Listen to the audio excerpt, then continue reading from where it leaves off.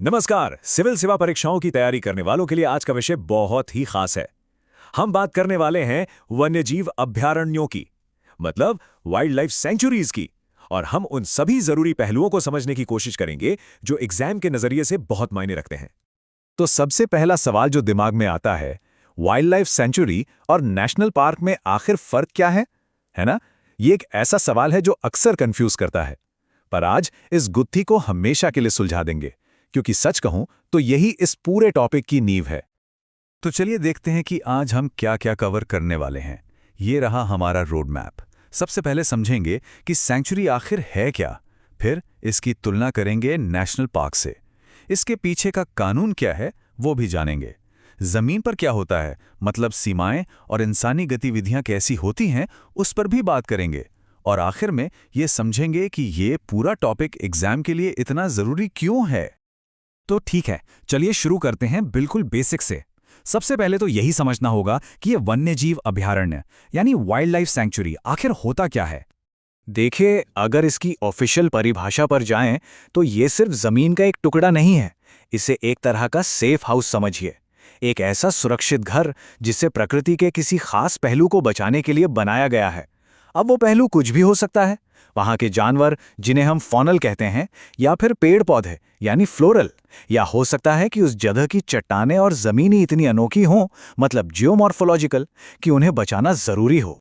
यहाँ एक बहुत ही मजेदार बात है।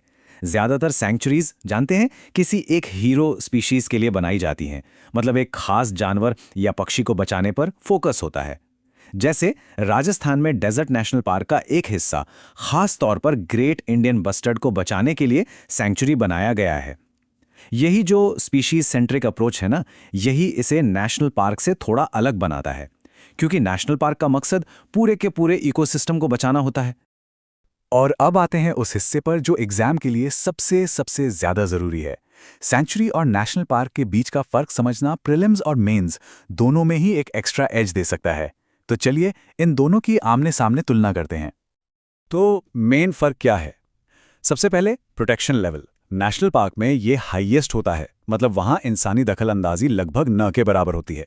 जबकि सैंक्चुरी में प्रोटेक्शन हाई तो होता है, पर वहां लोकल कम्युनिटीज को कुछ लिमिटेड और रेगुलेटेड अधिकार मिल सकते हैं। दूसरा, बाउंड्री। नेशनल पार्क की सीमाएं एकदम पत्थर की लकीर होती हैं, कानून से तय, पर सैंक्चुरी की सीमाएं थोड़ी फ्लेक्सिबल हो सकती हैं। और हाँ, ये बात गांठ बांध लीजिए, एक सैंक्चुरी को नेशनल पार्क में अपग्रेड किया जा सकता है, लेकिन किसी नेशनल पार्क को डाउनग्रेड करके सैंक्चुरी नहीं बनाया जा सकता। अब ये जितने भी नियम और फर्क हैं, ये ऐसे ही हवा में नहीं बने हैं, नहीं, इनके पीछे एक बहुत मजबूत कानूनी ढांचा है। तो अब बात करते हैं उस कानून की जो इन प्रोटेक्टेड एरियाज को कंट्रोल करता है।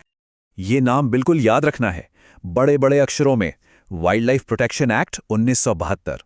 इसे भारत में वाइल्ड लाइफ कंजर्वेशन की गीता समझ लीजिए। चाहे सैंक्चुरी हो या नेशनल पार्क, सब कुछ इसी कानून के दायरे में आता है। एक बार फिर, वाइल्ड लाइफ प्रोटेक्शन एक्ट 1972।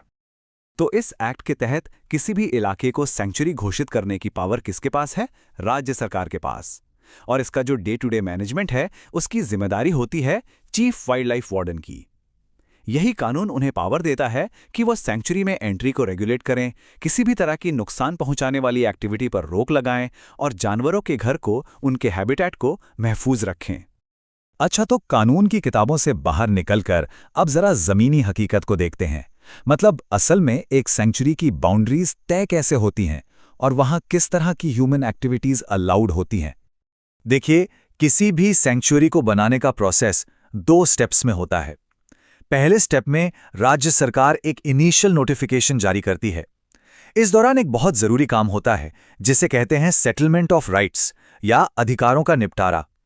इसका मतलब यह है कि जो लोग सदियों से उस इलाके में रह रहे हैं, उनके अधिकारों का क्या होगा, जैसे मवेशी चराना या जंगल से कुछ जरूरी चीजें इकट्ठा करना। तो इन अधिकारों का समाधान निकाला जाता है ताकि कंजर्वेशन और लोगों की रोजी रोटी के बीच एक बैलेंस बन सके। और जब ये सारा प्रोसेस पूरा हो जाता है, तब आता है स्टेप 2, फाइनल नोटिफिकेशन। और बस, वो इलाका ऑफिशियली एक सैंक्चुरी बन जाता है। और यही वो फ्लेक्सिबिलिटी है जिसकी हम बात कर रहे थे। कुछ एक्टिविटीज जैसे लोकल लोगों के पुराने चराई के अधिकार या फिर कंट्रोल टूरिज्म, इनकी इजाजत हो सकती है, लेकिन शिकार करना, अवैध शिकार, किसी पेड़ पौधे को नुकसान पहुंचाना या फिर आग लगाना, ये सब चीजें पूरी तरह से बैन है, स्ट्रिक्टली प्रोहिबिटेड। तो यहाँ पर बैलेंस ही सबसे जरूरी चीज है। तो ठीक है, हमने परिभाषा समझ ली, फर्क देख लिया, कानून भी जान लिया, पर अब असली सवाल ये है कि ये सब यूपीएससी के लिए इतना इंपॉर्टेंट क्यों है। चलिए अब जरा बिगर पिक्चर को देखते हैं।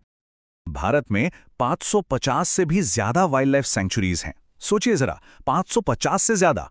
ये सिर्फ एक नंबर नहीं है, ये हमारी बायोडायवर्सिटी को बचाने वाली एक बहुत बड़ी ढाल है। ये देश के कोने कोने में फैला एक ऐसा विशाल नेटवर्क है जो न सिर्फ जानवरों को बचाता है, बल्कि इको टूरिज्म के जरिए लोकल इकोनॉमी को भी सपोर्ट करता है और हमारे इकोलॉजिकल बैलेंस को भी बनाए रखता है। तो चलिए एक बार फटाफट से सबसे जरूरी पॉइंट्स को रिवाइज कर लेते हैं। पहला, कानून कौन सा है? Wild life protection act 1972। दूसरा, इन्हें घोषित और मैनेज कौन करता है? राज्य सरकारें। तीसरा, ये नेशनल पार्क के मुकाबले ज्यादा फ्लेक्सिबल होते हैं। और चौथा, यहाँ ह्यूमन एक्टिविटीज पूरी तरह से बैन नहीं होती बल्कि रेगुलेटेड होती हैं। इसे एक तरह से फाइनल रिवीजन चेकलिस्ट ही समझिए। और आखिर में एक सवाल, एक सोचने वाली बात। आज दुनिया बदल रही है। क्लाइमेट चेंज, बढ़ता शहरीकरण, ह्यूमन वाइल्ड लाइफ कॉन्फ्लिक्ट, ये सब नए नए खतरे हमारे सामने हैं।